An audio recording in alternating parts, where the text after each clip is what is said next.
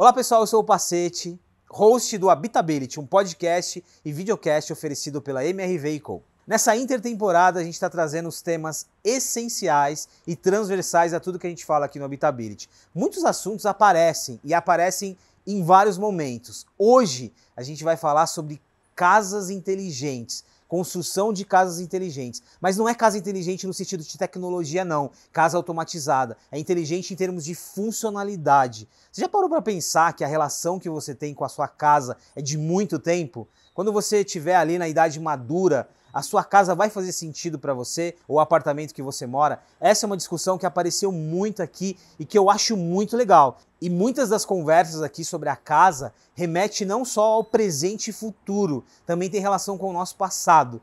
Como a gente vivia no passado e como a gente vive agora. Essa é a grande pergunta. A tua casa faz sentido para você? E eu fiquei pensando e refletindo muito sobre isso. De novo, todos esses episódios me mudaram a forma de eu olhar para minha própria casa, a forma como eu organizei a minha casa, a forma como ela foi desenhada. E aí, qual o sentido de tudo isso?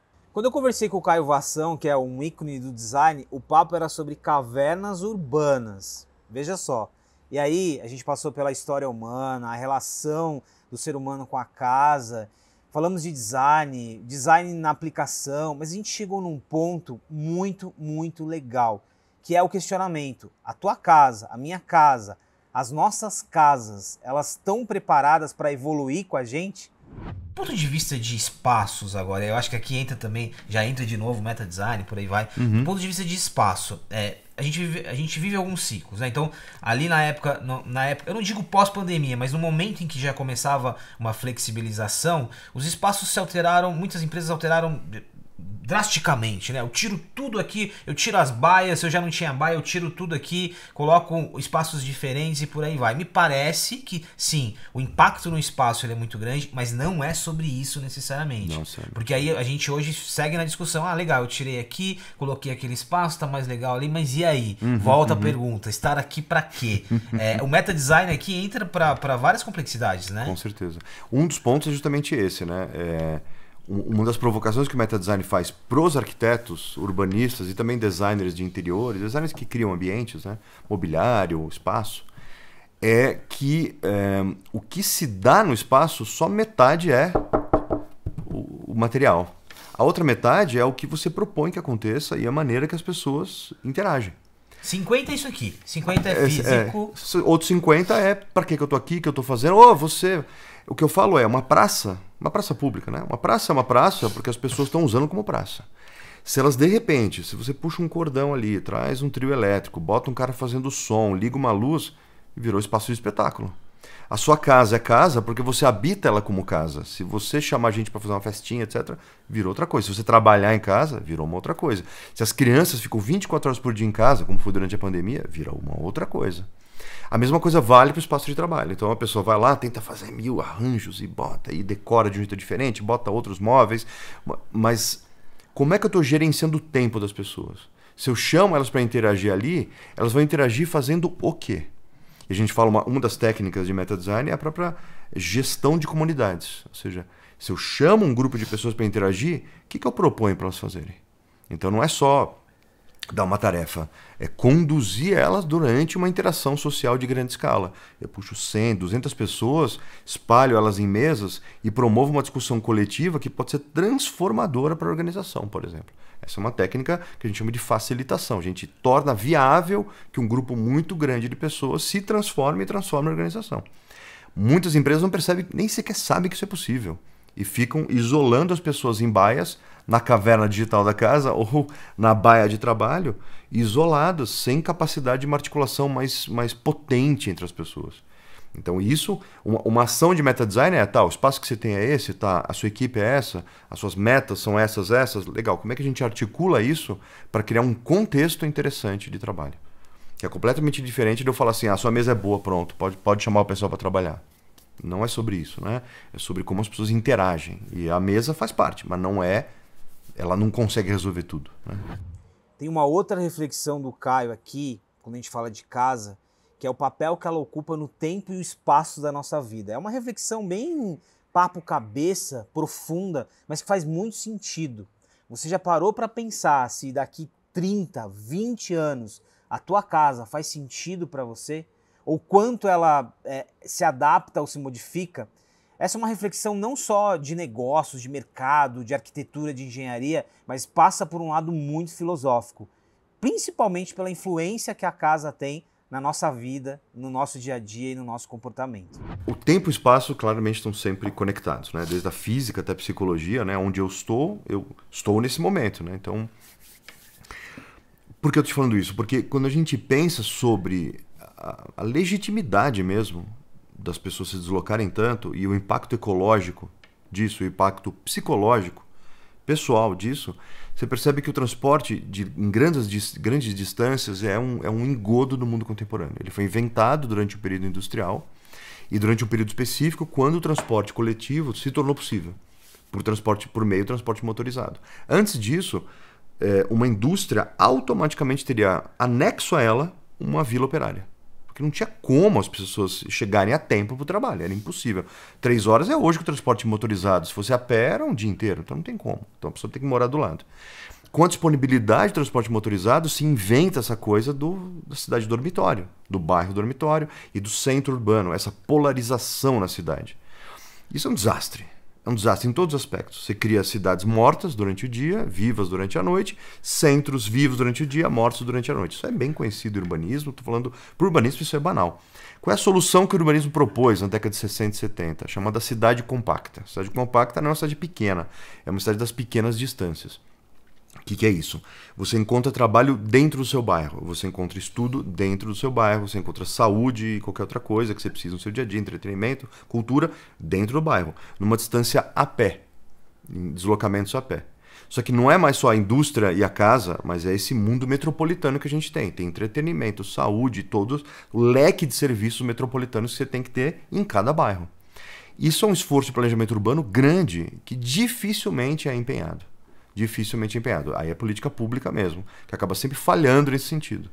E, por exemplo, um parceiro de projetos que é o metrô, trabalhei com o metrô algumas vezes já, provoco eles para qual é o futuro do metrô numa cidade compacta. Porque o metrô faz justamente um movimento pendular, da casa, trabalho, trabalho, casa. Longe, né? O cara vai do Tucuruvi até o Jabaquara para poder fazer o que ele tem que fazer no dia dele. É improvável Jabaquara, mas enfim, ele vai longe. Para que serve metrô numa cidade compacta? Aí eu digo, o metrô tem um lugar de cultura metropolitana. Ele demonstra que é possível estar em qualquer lugar que eu quiser na cidade muito rápido. Ou seja, numa cidade mais interessante, mais rica, mais viva, em que as pessoas não precisam se matar para chegar no trabalho, transporte coletivo faz sentido ainda, não para chegar no trabalho, mas para poder ter a cidade na palma da minha mão. O cidadão vai onde ele quer. Silvação trouxe essa provocação da nossa relação histórica com a casa.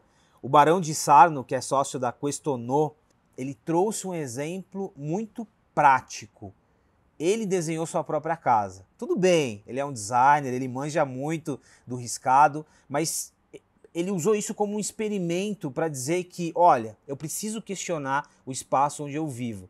E aí eu perguntei para ele, mas qual que é o sentido de você desenhar a sua própria casa a partir de alguns conceitos? E ele traz vários pontos aqui que conectam com o que a gente estava falando em relação aos pontos do Caio. Primeiro, a adaptação de uma casa ao longo da vida. Uma casa, ela pode ser adaptável, uma casa ela pode evoluir, ela não precisa ser a mesma em todo o período, em todo o tempo, em vários aspectos. E o Barão deixou muito claro nesse experimento que ele fez como que isso funciona. Eu acho que a casa e o carro, né, por serem esses bens, talvez os bens mais caros e os que mais estão carregados desse imaginário do que a pessoa quer e do sonho de vida e tudo mais, eles acabam sendo, para mim, os mais retrógrados até, do ponto de vista de um pensamento de funcionalidade, de uso, do que as pessoas querem. As pessoas ficam muito presas ao arquétipo que já existe, que é o do imaginário da casinha. A casinha, aquilo é a sala, é a cozinha, é o quarto e tudo, porque eles têm uma percepção de valor disso como conquista, mas perde um pouco da percepção de, isso está servindo para o que eu quero? Isso está servindo para o tipo de vida que eu quero ter? Então, por exemplo, o carro, ele realmente está servindo para a ideia de transporte que a gente precisa, né? Uma pessoa em cada carro, levando uma tonelada e gerando trânsito, e mesmo assim são só 30% que estão dentro do carro e já estão gerando a maioria do trânsito. Então, quer dizer, esses produtos eles acabam o carro e a casa ficando mais atrasados do ponto de vista de transformações, sendo que tem outros produtos que a gente já viu modificar numa velocidade muito maior. E no caso da casa, eu sinto que ela já parte de um modelo que é o da casa burguesa ali e tal, e que tem uma configuração a partir de um tipo de uso que se faz para casa, como se a gente, e isso já existe há 150 anos, e como se a gente fizesse o mesmo uso até hoje, como se os usos não tivessem se transformados, né? Então, você tem a área, por exemplo, coletiva da casa, né, que você divide quando você recebe visitas e tudo, e você tem a parte mais individual. Só que hoje as famílias são uma pequenas, tem família que nem recebe gente em casa, tem gente que mora sozinho, e aí você tem a sala e o quarto, né? E quando você tá na sala, você não tá no quarto. Quando você tá no quarto, você não tá na sala. Então por que você tem que ter esses cômodos totalmente divididos e sem um pensamento muito claro de como você tá usando? Então eu acho que as casas, elas deveriam partir mais, primeiramente, do entendimento do tipo de uso que você vai fazer lá. E hoje a gente faz muito mais usos, né? Hoje a casa também é um supermercado, hoje a casa também é o escritório, hoje a casa, às vezes, ele é a escola. Então, quer dizer, você tem tanto mais usos e a casa cada vez menor e os programas da casa ainda definidos da mesma maneira. Tudo bem, tem várias questões aqui. Tem uma questão de acessibilidade, tem uma questão de possibilidade social até, de você ter que investir numa casa em que você mesmo vai dar conta do projeto, mas as reflexões elas são muito válidas. E aí, o meu ponto com ele foi o seguinte: como que eu, que não necessariamente consigo desenhar minha própria casa, faço para adaptar e transformar a minha casa em algo que faça sentido para mim? As pessoas ainda compram muito casa assim pelas coisas que constam no catálogo ali, né? No papelzinho que você recebe no farol. E aí tá lá, tem tantos quartos, tantos banheiros, né? Tem tantas salas. Aí o hall também, né? O térreo. Aí o térreo tem espaço gourmet, espaço de leitura, espaço de não sei o quê. E grosso modo, quase todos que vocês vão, a parte de baixo ali parece quase que um hospital, uma coisa sem alma, né? E que tem esses mini cômodos, cada um sem uma percepção realmente de como as pessoas vão usar ali, mas é porque as pessoas ficam prestando conta. É check, check, check, check. E aí os caras constroem esses espaços meio sem uma percepção muito clara assim do sujeito ali usando. E isso tem a ver também com esse pensamento ainda muito monofuncional, né? De que você tem que ter um espaço que é isso, um espaço que é aquilo, um espaço que é aquilo outro. A casa que tem um monte de quarto, cada quarto é desse tamanhinho, um monte de banheirinho, não sei o quê, a sala. Então, assim, a oportunidade é muito maior quando você começa a pensar em espaços mais integrados e multifuncionais, onde você pode dar conta desses e outros usos através de pequenas mini configurações. Às vezes o que muda uma sala de uma cozinha é a tal da pia, com a louça suja e com as comidas ali que você não tem que ficar dando conta o tempo inteiro. Se você tem uma parede que você fecha, por exemplo, estou falando um exemplo muito simples, mas só para não ficar tudo no campo da abstração. Se você fecha uma parede que é essa bancada de cozinha, que é onde você propriamente cozinha as coisas, você tem uma mesa, que é onde as pessoas querem ficar. E você pode ficar, inclusive, com um sofá, que não é muito mais legal, né? Todo mundo falou, a gente não gosta de estar perto da cozinha.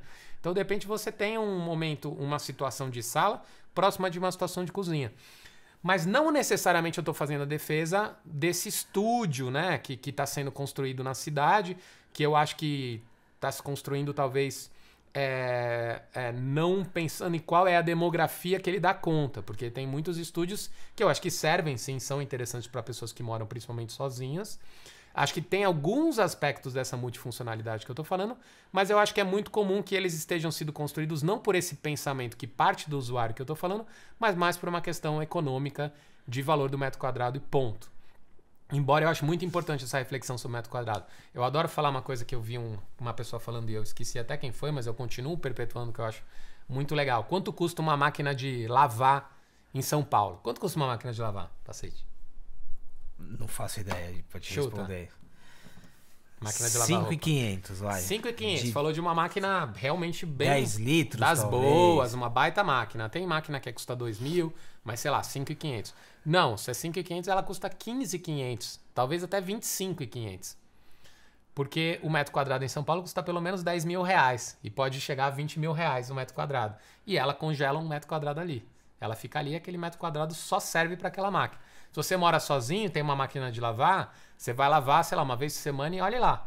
O resto do tempo você congelou um metro quadrado de 10 mil reais ou 20 mil reais para você ter a máquina ali. E aí a conclusão desse papo com o Barão é: os nossos projetos, a nossa arquitetura, a nossa engenharia e o nosso comportamento em relação às casas também precisam ser pensados no longo prazo. E falando em longo prazo, tem um aspecto que me toca muito aqui.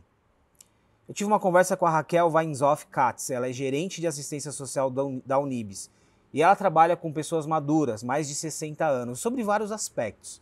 A gente conversou muito sobre inclusão, diversidade, a forma como a cidade ou a arquitetura acolhe essas pessoas. A casa entrou como um elemento muito importante de acolhimento, como eu disse, mas volta a reflexão do Caio e volta a reflexão do Barão. Né? Hoje a gente tem um desafio muito grande das pessoas maduras de mobilidade. Muitas vezes as pessoas moram sozinhas e a casa ela é muito mais do que um lugar para morar. Ela é um lugar de acolhimento. E aqui só reforça o nosso ponto sobre entender a casa como um organismo vivo. E a Raquel fala muito sobre isso pra gente. O papel que uma casa desempenha para uma pessoa idosa. Porque muitas vezes, né, quando o tempo vai passando e aí... num caso específico em que você vai mudando o contexto, né? Às vezes você tem uma casa que ela é muito grande, ou que aí dos desafios de mobilidades, os filhos começam a tomar algumas decisões. E eu percebo, eu já vivenciei isso com meu avô, e agora eu começo a observar um pouquinho com os meus pais. Não é assim tão simples, olha, vamos mudar de casa, ou vamos sair dessa casa aqui, que ela não representa só o lugar onde você mora, mas tua vida tá aqui, vamos para uma outra. Qual é a relação que você percebe dos idosos com a casa? E por que a gente também tem que se atentar a isso?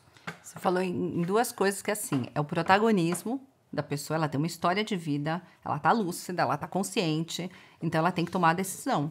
A gente tem a oportunidade, uso essa palavra de novo, da gente mostrar as dificuldades que vêm acontecendo. Então, é mais uma oportunidade de mostrar para os meus pais como é bom ou como é ruim morar ali. E o quanto eu tenho de benefício mudar de casa, se isso fizer sentido para ele. Porque, assim, é o que você falou, traz a relação de uma vida inteira dentro da casa, né? Hoje a gente tem diversas alternativas de moradia. Então, nós temos as instituições de longa permanência, que podem ser públicas, que podem ser privadas, né? E aí a gente tem características, dependendo da funcionalidade, da dependência daquela pessoa para ir morar lá ou não. Mas aonde a gente quer? A gente quer que a pessoa envelheça dentro de casa. Eu quero viver, nascer, crescer, envelhecer e morar na minha casa. Então, o que eu preciso? Eu preciso de uma rua menos estreita? Eu preciso de uma calçada adequada? Eu preciso de uma calçada para mim hoje. Imagine quando eu tiver 70, 80, 90. Então, assim, eu preciso ter acessibilidade para todos. Então, é importante a gente trazer isso no sentido de o que é uma cidade amiga do idoso? O que é um bairro amigo do idoso? Né? São conceitos de que eu tenho a oportunidade de trazer aquilo que te faz sentido. Aqui é outro aspecto interessante. Uma cidade amiga do idoso, ela é amiga de todo mundo, né? Ela é amiga de todo mundo. Aí que não é só pro idoso. Essa é uma leitura bem interessante também. E aí a gente traz o quê? A gente tem as particularidades. Eu vou adaptar uma mesa, eu vou adaptar uma cadeira, eu vou tirar a escada e vou pôr uma rampa. São coisas que eu posso fazer. Então, hoje, o mercado imobiliário pensa nisso. Então, eu tenho espaços compartilhados, né? Jovens, idosos, mas eu tenho serviços ali. Então, eu posso ir morar num local onde eu tenho serviços à minha disposição, além da convivência? Posso. Se assim eu quiser. Se eu quiser morar na minha casa, quais são as adaptações que eu tenho que fazer dentro da minha casa? Então, eu tenho que adaptar um banheiro, eu tenho que adaptar o meu quarto. Se eu moro em casa, eu tenho que talvez readequar. Tem escada, não tem escada? Então, eu posso tentar achar alternativas, porque o melhor ambiente é onde eu escolho morar. É onde eu escolho viver. Né? Então, assim, o que faz sentido e o que é mais respeitoso é que a gente dê o protagonismo para aquela pessoa. Então, aonde você quer ir? Por que você quer ir? Né? Tem que fazer sentido. Quando faz sentido para você, trabalhar com envelhecimento, para mim, faz sentido. Né? Eu falo, eu até brinco, assim, para mim é até um pouco de egoísmo, porque é o que eu quero quando eu ficar velha, né? Como que eu quero envelhecer? Então, assim, o respeito que eu quero, a dignidade que eu quero, o protagonismo, a autonomia. Então, como que eu vou criar essas alternativas? E eu acho que é um mercado que está crescendo, todos, né? E as pessoas estão percebendo isso. Então, é uma oportunidade de você falar, opa, tem um mercado ali. Como que eu vou fazer? Eu vou construir de que forma? Quais são os ambientes que eu posso? Já estou construindo mesmo. Quais são os ambientes que eu posso colocar? Que a porta seja um pouco mais larga, que eu tenha um banheiro mais acessível, que o piso seja num outro formato, que eu trabalhe com a iluminação, né? São pequenos detalhes que a gente pode fazer para a acessibilidade de todos. Essa reflexão da Raquel me fez pensar novamente na minha idade adulta. E vale essa reflexão para você também. Sabe aquela conversa de que, quando eu fiz a minha casa, eu podia subir escadas, descer escadas, hoje eu já não posso mais. Ou quando eu fiz a minha casa, essa era uma realidade, não mais outra. Isso a gente vive diariamente nas nossas famílias e convive com isso. Por isso é um tema tão presente. E aí, a Catarina Papa, que ela é especialista em tecnologia, tendências, em análises de cenários futuros, ela traz uma reflexão sobre isso, mas pensando agora na praticidade e no desenho dessas casas baseadas em tecnologia. E aqui é um elemento em que a tecnologia pode nos ajudar para construir as nossas casas, desenvolver as nossas casas baseadas nessa ideia de organismo vivo. Então, quando a tecnologia começa a olhar pra gente e ser mimética a gente, e a gente ser mimética a ela, a gente tá numa relação ali que começa a interferir entre o que é natural, tecnológico, e quais são essas fronteiras mesmo, sabe? Que tem milhares de dúvidas, né? Porque o que é natural e o que é tecnológico? Senão, no futurismo a gente fala muito isso, que a tecnologia, será que ela é separada do natural? Eu tô criando algo também, né? Quando você dirige um carro, o seu corpo e o seu cérebro acreditam que o carro é teu. Tanto é que você consegue dirigir e fazer 1000 coisas, apesar de não poder tomar. Entende? Porque você tem uma naturalidade daquele braço mecânico que o seu cérebro incorpora como se aquele negócio inteiro, aquele invólucro inteiro fosse do teu corpo. É uma extensão da nossa biologia. biologia. É uma extensão da nossa biologia. Então, assim, qual que é de verdade a diferença entre natural e tecnológico? São fronteiras muito tênues. Quando uma tecnologia é inventada, o carro foi inventado, gente, o bidê é uma tecnologia, certo? A gente tende a achar que tecnologia é só o que nasceu depois da gente, mas não. Tipo, o óculos que você usa é uma tecnologia. Quando eu olho pro carro, eu imagino que as pessoas tiveram uma paura quando elas entraram no carro e começaram a dirigir pelas cidades. Porque assim, mas vai bater onde? E se bater? Entende? As perguntas que a gente faz hoje com a inteligência artificial é isso. E se bater o carro? Aí, hoje, a gente sabe que se bater por trás, quem paga é quem tá atrás. Se bater na frente, quem paga tá na frente. Você entende? Então, o problema não é a tecnologia, o problema são as regras sociais e o entorno de como a gente vai se relacionar com aquela tecnologia em termos de humanidade, certo? Só que a gente tem um nível de complexidade muito maior agora, que é justamente assim, o ato de sair do controle. O carro não vai sair dirigindo por aí, até então não ia, né? Agora a gente... Exato. Então a gente tem que ser um pouco mais estruturalmente, socialmente inteligente para que a gente entenda como que a gente se relaciona com essa tecnologia, que também vai virar uma parte de interesse e com seus próprios interesses. É isso que eu tô entendendo. A grande reflexão desse episódio é que a casa é muito além do que um lugar para viver, para morar. A casa, ela reflete a personalidade de uma pessoa, de uma família. Ela influencia na saúde mental, ela influencia em vários aspectos. Ok, as condições são diferentes, né? Talvez você tenha uma casa alugada, talvez você tenha o privilégio de ter uma casa tua, mas repense a relação que você tem com a casa. Essas conversas, elas trazem muitas reflexões. Primeiro, sobre os projetos que estamos desenvolvendo, mas principalmente o quanto a nossa casa serve à nossa vida e não o contrário. Você que gosta do Habitability e quer levar para a tua comunidade, para o teu feed, para as tuas redes, a gente preparou uma playlist especial, Habitability Episódios Essenciais. Procura no Spotify, YouTube e compartilha com a galera.